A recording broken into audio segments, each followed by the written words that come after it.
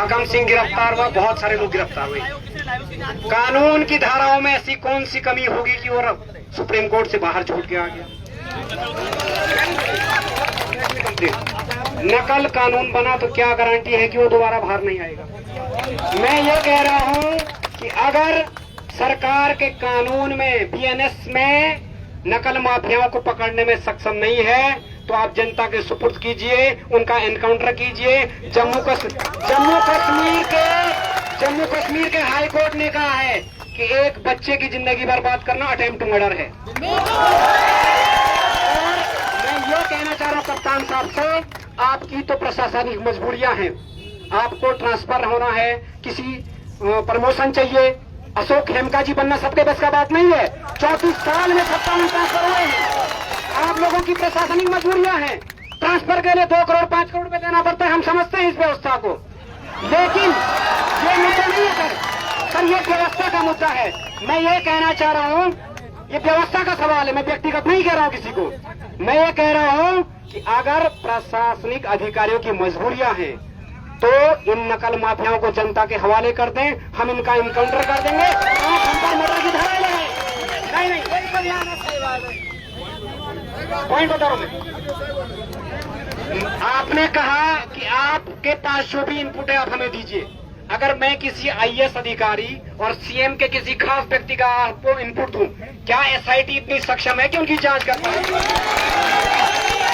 अगर मैं मुख्यमंत्री के परिवार के किसी व्यक्ति की संलिप्तता का सबूत दूं कि इस चीज की क्या गारंटी कि आप उसकी जांच कर पाएंगे? तो मैं कह रहा हूं कि राज्य की जो प्रशासनिक बॉडी है वो सक्षम नहीं है इस व्यवस्था में जांच करने में। इसके लिए हम सीबीआई मांग रहे हैं। हम किसी को व्यक्तिगत टारगेट नहीं कर रहे हैं, क्योंकि हमने झेला है। इससे पहले हमने आपको इनपुट दिए, बहुत सारी दिक्कतें हुई, ना तो एसटीएफ की पुरानी रिपोर्ट बाहर आई। लोक सेवा आयोग में भी कई अधिकारी हैं जिनके हम आपको नाम दे सकते हैं, उनकी जांच नहीं हुई। यूके SSSC का पूरा स्टाफ क्लीन स्वीप नहीं हुआ। तो आप बताइए कि युवा कितना सब्र करेगा? क्या कल को उसके अंदर अगर धीरे धीरे उग्र भावना भड़केगी तो कहाँ जाएगा? कौन इसकी जिम्मेदारी लेगा? माननीय जिलाधिकारी जी कुछ कहना चाहते?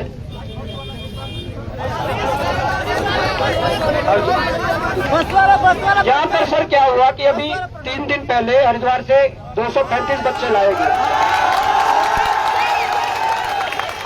और हमने उन बच्चों के माँ बापों से भी बात की।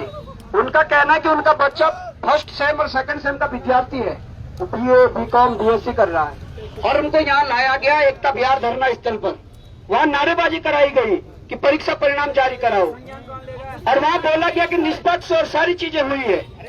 मैं चाहता हूं सर, कालनी में एक आपने अभी अभियान चलाया था देहरादून पे, उत्तराखंड पुलिस ने कालनी में कुछ फर्जी बाबाओं के लिए, तो ये लोग भी कालनी में अभ्यर्थियों की श्रेणी में आते हैं, इन पर मुकदमा होना चाहिए सर। हम देंगे आपको, होना चाहिए। जो इस प्रकार का षड्यंत्र कर रहे हैं कौन है? तो धन्यवाद। आप एक बार डीएम साहब को लास्ट बार सुन लीजिए, फिर ये जाएंगे, फिर हम अपना डिस्कस करेंगे। और इनके मैं निवेदन करूंगा स्पेशल सर, जो इनपुट जो सारी चीजें पता है इस पे गौर करके आप आगे बात करें। और अगर वो मानते हैं तो मैं विश्वास दिलाता हूं कि अगर अभी परीक्षा निरस्त होती है और पुनर्परीक्षा की होती है और सीबीआई के लिए प्रयास कर रहे हैं तो यहाँ से युवा हटे जाता नहीं। सुन लीजिए,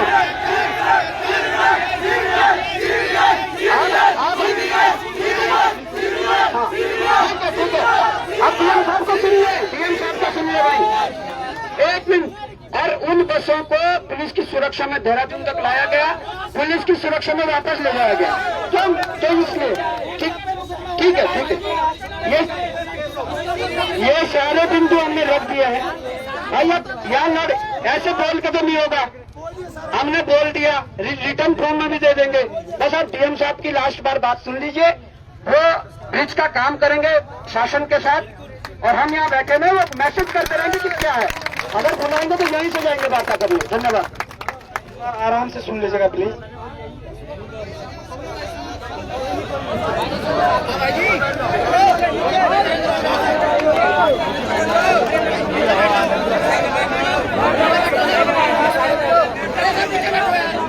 सभी साथियों बीच में न बोले प्लीज।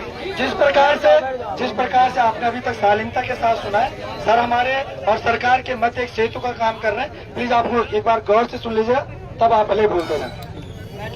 बैठ जाओ भाई।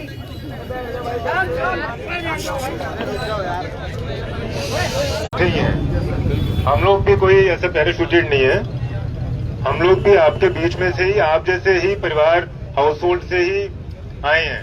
मूल रूप से हमारे अभी भी भाई बहन हैं, परिवारजन हैं जो स्ट्रगल कर रहे हैं, पढ़ रहे हैं, परीक्षाएं दे रहे हैं। तो हम आपके संवेदनाओं को समझते हैं।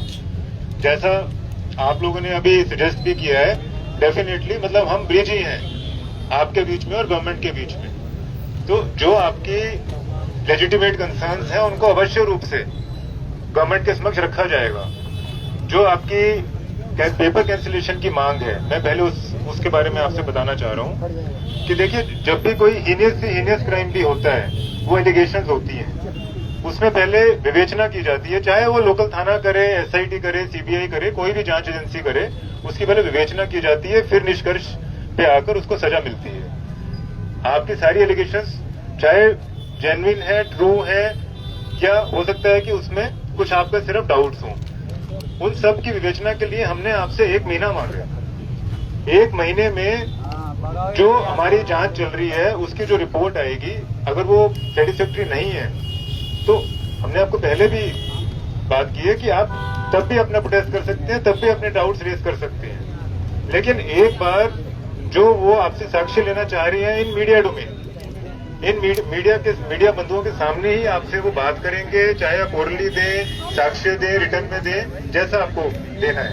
और आपसे इसलिए मांगा जा रहा है, जैसे हमारे बीच में से अभी एक बंधु जो बता रहे थे कि हमसे क्यों मांगा जा रहा है।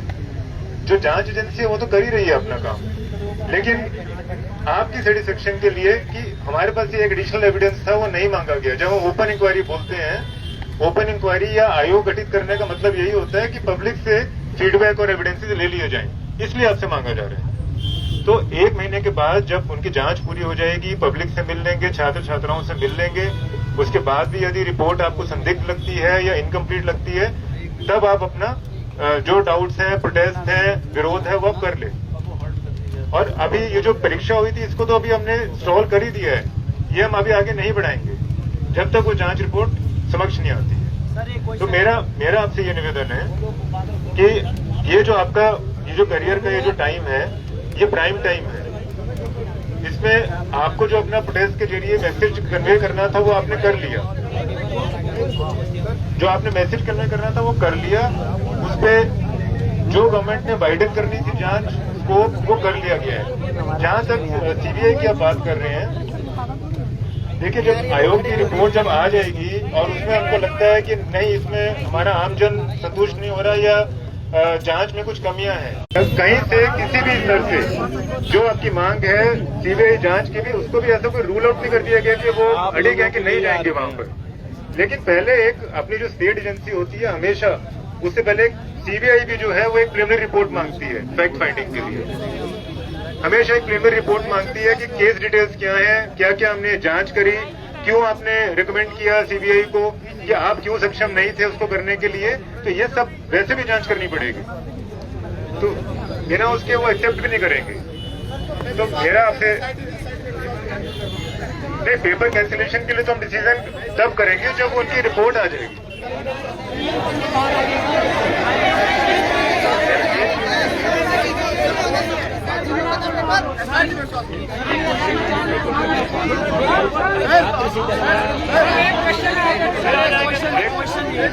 प्लीज आप सर की बात को कम ध्यान से सुनिए। प्लीज आप बैठ जाइए, आप बैठ तो जाइए प्लीज।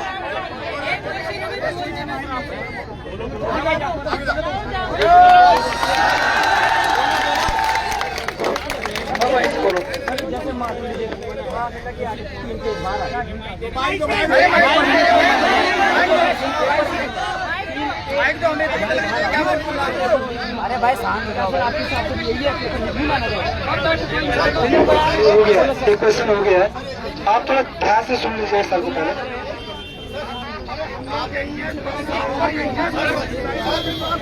हम यही है ना, सुनो, हम क्वेश्चन बना लेंगे पूरा, बैठ के और